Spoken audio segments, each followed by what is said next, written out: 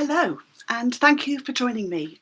Welcome to the fourth of the Live at 5 talks as part of the Opening Up campaign. I'm going to be talking to you this afternoon about why it's time to talk.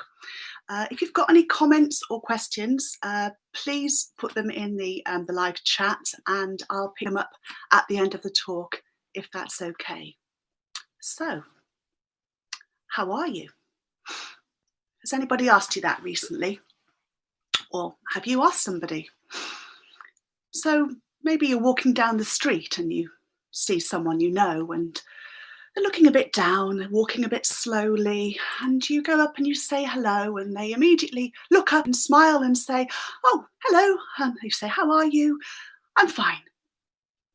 Or maybe you've come back home after a tough day at work, feeling really upset, perhaps feeling quite worried about what you're going to have to go back to tomorrow.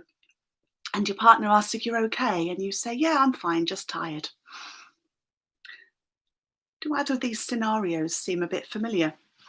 My guess is quite probably. We've all done it. It's an automatic response, isn't it? It's a little game of social ping pong. Maybe it's a way of shutting down further questions and being able to move on. There are times when it's possibly the best response to give, but I want to talk to you today about why we all need to talk more about our own and each other's mental health. So my name is Sarah. I live in Worcestershire in central England, and yes, that is how you pronounce the source. It's still made just about a mile away from here, actually. I'm a Time to Change champion. I'll explain a bit more about Time to Change as we go along. But in a nutshell, I am someone who has had experience of mental illness and who is prepared to share that fact in conversations with others. It wasn't always that way. For many years, I did my very best to hide that. I didn't want people to know about that aspect of me because I thought they would judge me negatively. I thought that they would no longer see all the other aspects of me, that they would see me as less somehow, less capable, less reliable, maybe even less lovable. What I felt was a sense of shame because there were times when I became unwell, but my illness wasn't something physical or obvious or easy to explain. Now, nobody is born feeling ashamed of who they are. It's something that we learn. Little by little, we absorb the beliefs and the fears and the prejudices of our communities. And because we're human beings and we have a deep need to feel that we belong, quite often those beliefs, fears, and prejudices become ours too. Now, I'm not pointing the finger at anybody, and certainly not indeed to any group of people. But what happens is there are layers of misconceptions about mental health that build up over generations until it's actually quite hard to know where they originally came from. They're just there. And that creates something called stigma. Now, there's been an issue with stigma and discrimination around mental health for a very long time. What exactly do we mean by that? So let's have a look at discrimination first of all. So discrimination describes the way we behave towards someone that's got mental health problems. So it's how we treat them. It's whether we deal with them fairly in a work situation. It's whether we make access to help easier or harder, for example. Now, discrimination is something that usually becomes quite visible, which means that we can confront it. We can do something about it. We can change things. If necessary, we can even make laws against it. Stigma, on the other hand, is created as a result of our attitudes and beliefs. It's about what we think and feel. And stigma actually feeds discrimination. It's what lies behind the things we do. Changing that can be more of a challenge because it's much harder to get at. And that creates problems for those of us who experience mental health problems. So one example of stigma that's still powerful is the belief that people with mental health problems are more likely to be violent or dangerous. And that's fed regularly by reports in the media, which sensationalise the rare times that happens because, well, it sells news. It doesn't really reflect the reality that people with mental health problems are actually much more likely to be the victims of violence. And that those who do commit violence are a tiny minority compared to the offences committed by people who are under the influence of drugs and alcohol, for example, or in a domestic violence situation, or are committing a hate crime. Now, you may be aware of other examples of stigma, perhaps the attitude that people with mental health problems are weak or lazy, they can't be relied upon, maybe that they're stupid. There's also misunderstandings that surround particular problems like self-harm, obsessive compulsive disorder or OCD, and certainly psychosis. And that can lead to, at the best, jokes, name calling, bullying even. So what's all this got to do with talking about mental health? Well, the answer is a lot. It gets in the way of us feeling comfortable to open up about how we're feeling. We don't want to be thought of as one of those mental people. We don't want to be labelled. We don't want to be judged. We don't want to be ridiculed because of our illness. It can also inhibit somebody from talking to us about that too. Often people worry about saying the wrong thing, sticking their nose in where it's not wanted, causing offence, or even making things worse. And that's a real pity, because talking about mental health is a very helpful thing to do. Making someone feel that they've been listened to is one of the kindest things we can do for another person. You don't need to be an expert to have the answers to solve the problem. In fact, it's usually best not to give any advice at all. What you can give is support and comfort, and just taking some time and being willing to listen to somebody, to listen to how they're feeling, can be really, really helpful. The more we talk about mental health, the more we listen to the reality instead of the headlines. The more we have conversations with a whole person and discover that they're more than just their illness, the harder it is for stigma to stick. And we do really need to get that stigma unstuck. The effects of it can often be as bad as the effects of the illness itself. It can also be something that we do to ourselves. We internalise it. That's called self-stigma. And that's what the shame I told you about, that I felt about myself for a long, long time, that I described earlier. So what changed for me was discovering the Time to Change campaign in its early days, more than a decade ago now. So there are two big mental health charities in the UK, Mind and Rethink Mental Illness. And they came together and set up this social movement, really, in response to a need to overcome the effects of stigma and discrimination that was so distressing and so damaging to so many people. So in the beginning, a few celebrities started talking about their mental health problems. So people like Ruby Wax, the talk show host Trisha Goddard, Stephen Fry, and Frank Bruno. So those of you in the UK will probably remember Frank. He was one of the nation's favourite sports personalities.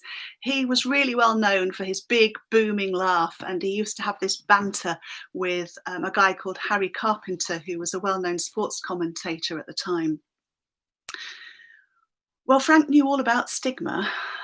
He'd been on the receiving end of it as a result of becoming unwell and being admitted to hospital in 2003. The following day, The Sun, which is a tabloid newspaper in the UK, announced this with the headline, "Bonkers Bruno locked up."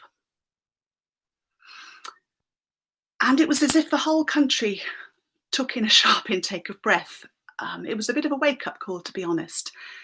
Those awful words really demonstrated just how damaging and unfair stigma was, and that we really needed to stand up to it. So it started to make a difference. Actors, journalists, politicians, sports stars, even members of the royal family, people who were seen as successful, talented, to be admired, began to start to talk about their own experiences of being mentally unwell. And more have done so since then.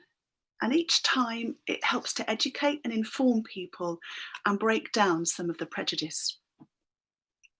More recently, Time to Change has become a grassroots movement, supported by lots of local hubs throughout the country. So people like me, with lived experience myself, have got involved as what we call Time to Change champions. And I'm now part of a very lively and active campaign group in Worcestershire. So what happens is, well, what happened before COVID is we go and we take part in events and activities where people are. So we've been to pride events, we've been to festivals, business fairs. Wherever there are people, we try and get there, and we set up our stand and we strike up conversations with people about mental health, sharing that we've experienced mental illness ourselves with them. And we particularly want to talk to people who might not have experienced mental health problems themselves, or maybe don't know many people. So that's really who we're trying to have conversations with. Now, you might think that's an odd thing to do, but research evidence shows that it's actually the most effective way to change how people feel about mental health problems. That's right, it's even more effective than awareness education. It truly is our best weapon in the fight against stigma. Do we completely change people's attitudes about mental health when we have these conversations? Well, possibly not always straight away, but we definitely plant a seed. And we take a step towards making talking about mental health a more normal and less scary thing to do. The more of us who do it, the more everyday it becomes. Now, if this sounds a bit daunting, don't worry. There are lots of free resources out there to help you get talking. You can visit the Time to Change website for tips on how to have conversations about mental health, for example. You might even like to hold a Time to Change event yourself. So lots of workplaces and communities run activities on Time to Talk Day, which is the first Thursday in February every year. So you could maybe invite your friends, colleagues, neighbours to come and have friendly, gentle conversations about mental health over maybe a cup of tea, cup of coffee, nice piece of cake, for example. There are lots of free Time to Talk Day posters that you can actually customise for your activity. There are colourful themed resources to help you break the ice and get the conversations going. And there's lots of other ideas available to help you on the website. So do register and find out about Time to Talk Day. As I say, it's the first Thursday in February every year. But if you're concerned that someone you know may be struggling with their mental health, please don't wait for them to reach out. Now, many of us tell our friends and family that we're always there for them, and we're there to talk anytime. But true as that may be, it can be hard for someone who is feeling worried, stressed, depressed, frightened even, to make that first move. So it might be down to you to get the conversation started. So here are some tips from Time to Change champions around the country on how to get the conversation started.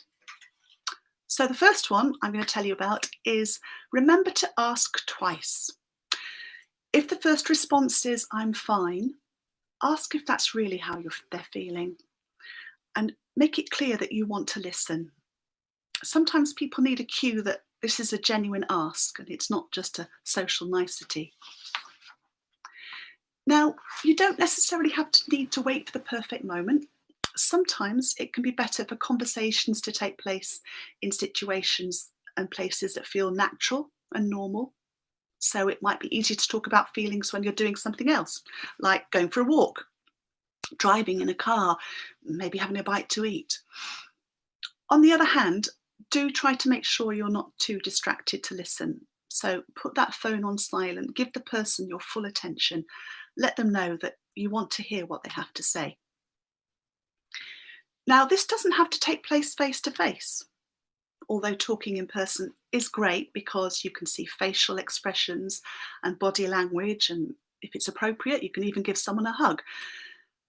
But actually, some people find it easier to communicate using text or messaging. So if you normally chat to your friend on WhatsApp or FaceTime, that can be a good place to start. Try to be non-judgmental and see things from their point of view. Just because you don't see their problem as big doesn't mean that their feelings aren't very real to them. Don't be tempted to minimize feelings because you think that's reassuring. Telling someone they shouldn't worry when they're feeling anxious isn't helpful, even if it's well meant. Accept what they tell you as true for them and listen to how it makes them feel. Remember that you don't need to fix them, just listen. By all means, signpost them to further information and support. You'll find lots of that online, but don't be tempted to give advice. What worked for you may not be the right solution for them. Just allowing them time to express what they feel in a supportive environment is remarkably helpful. And finally, look after yourself. You can't pour from an empty cup, so be mindful of your own well-being too. If you've listened to someone who's been distressed, you will definitely need to take some time for your own self-care afterwards. Don't forget, we all have mental health. So however you choose to do it, know that every conversation you have about mental health is another step closer to a world where stigma and discrimination don't get in the way of someone saying how they feel and asking for the help that they need. And next time you see someone and ask how they are, and they reply just fine, think about asking again. So if you'd like to find out more, just type time to change into your search engine. And if you live and work or work, I should say, in Worcestershire and would like to keep in touch with all the things that we've got going on locally, we'd love you to follow us on Facebook and Twitter. We're at Time to Change Worcestershire. So thank you very much indeed for listening. There doesn't appear to be any questions that anybody wants to ask. So what I will do is I will just tell you that next week's talk will take place on next Thursday at 5 o'clock. And it's going to be a guy called Phil Gilbert Sullivan, who is a mental health first aid instructor. And he is going to be talking about when mental health crisis hits. So thank you very much indeed for listening to me today, and have a good week, and tune in to listen to Phil next week.